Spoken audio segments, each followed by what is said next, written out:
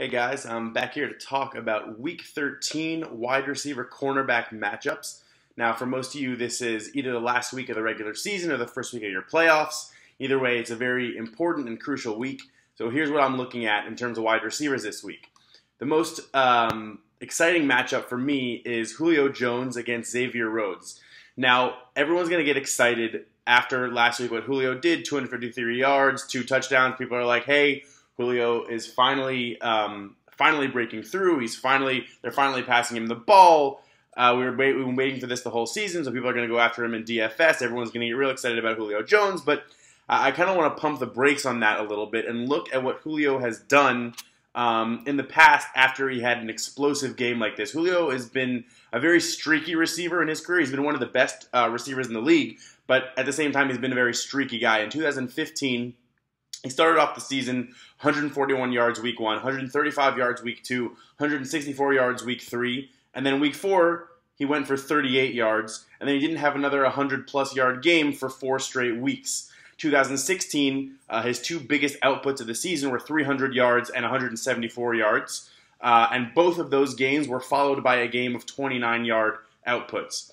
2017 so far, he's had 108 yards, 118 yards, and those are his only games before this past monstrous week of over 100 yards. So it's just something a little bit to pay attention to. He's a streaky guy, and just because he had 250 yards one week doesn't mean that it's going to carry over and he's going to continue his explosiveness in the next week. Especially because he's going against Xavier Rhodes and the Vikings defense that has given up very little over the season. Now, Xavier Rhodes has shadowed a wide receiver in half the games he's played this season. It's very reasonable to think that he'll be shadowing Julio Jones, who's considered one of the best receivers in the league. Until last week, he had only given up 250 total yards in coverage, and he had not given up a touchdown in coverage. But then last week, Marvin Jones Jr. absolutely destroys him for 6 catches on 9 targets for 109 yards and 2 touchdowns. So if Marvin Jones Jr. can do that to Xavier Rhodes, you've got to be thinking that Julio Jones can do the same thing. So there's a lot in play here. Can Julio deliver 2 games in a row? Will he be shattered by Xavier Rhodes? If he's shattered by Xavier Rhodes, is Rhodes going to bounce back and have a sort of a recovery game after his embarrassment against Marvin Jones? Or is that going to kind of weaken him and who knows what's going to happen? Definitely something to look for on Sunday. Next game I want to talk about is the ever-exciting matchup between the Bengals and the Steelers. So first, let's just talk about what Antonio Brown has done over the past 2 games. He's got 20 catches and 313 yards and 5 touchdowns in the last 2 games when Ben Roethlisberger has really started lighting it up. They've been going to Antonio Brown all the time, just as we thought, maybe Juju Smith-Schuster is going to start pushing for some of that. No, now Antonio Brown, 20 catches in 2 games. He's playing out of his mind. In my opinion, he is a top 5 receiver all time. They had a statistic in the Sunday Night Football game that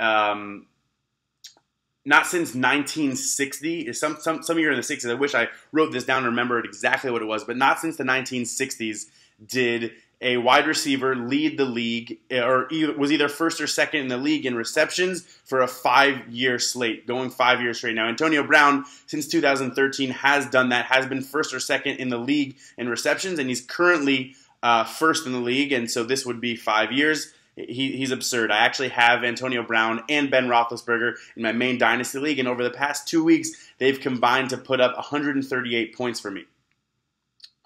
But this matchup individually, as I warned you guys last time the Steelers played the Bengals, has potential to be a complete dud.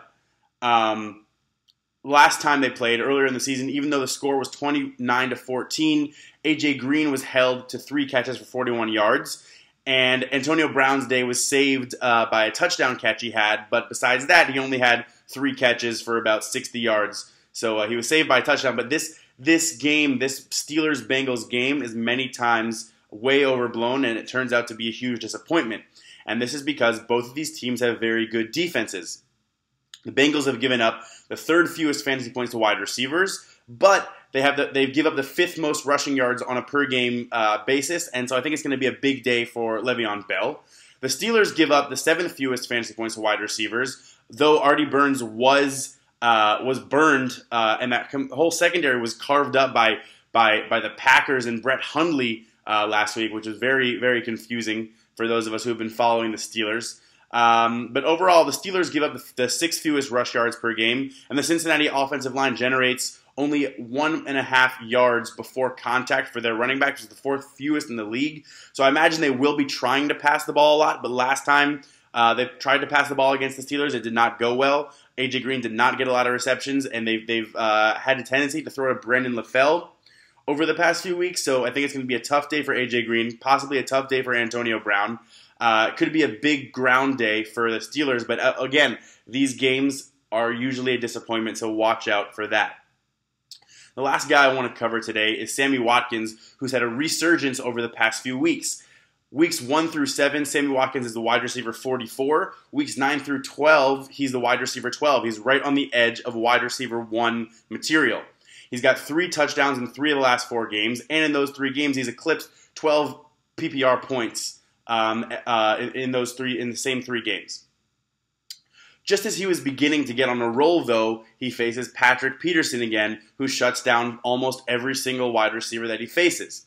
After giving up 65 yards and a touchdown on 3 catches to DeAndre Hopkins, Peterson completely shut down Marquise Lee last week. And by completely shut down, I mean he covered Lee on 88.9% of his routes, and he received 0 targets on all of those routes. So it's very hard to do anything against Patrick Peterson. Last time Sammy Watkins faced him, Peterson covered Watkins on 50% of his routes, and he received 1 target for no catches on that 50%. And then he managed to scrape up 3 catches for 42 yards against the rest of the Cardinals secondary. Now, when there's more of a focus on getting Sammy Watkins the ball, especially with Robert Woods injured, will Sammy Watkins be targeted more? Will that mean Patrick Peterson will be on him more? It's going to be very exciting to watch that matchup. We know Sammy Watkins is an elite receiver when he's getting targeted and when he has a good quarterback, which Jared Goff is becoming. One thing they could do is put Sammy Watkins in the slot where he plays about 28% of his snaps as it is. We know Patrick Peterson does not usually follow wide receivers to the slot. He only plays 11% of his snaps there. So if they want to try and move Watkins around to get him open away from Patrick Peterson, they can move him to the slot. So that's what I have for you this week. Stay tuned for my article coming out later.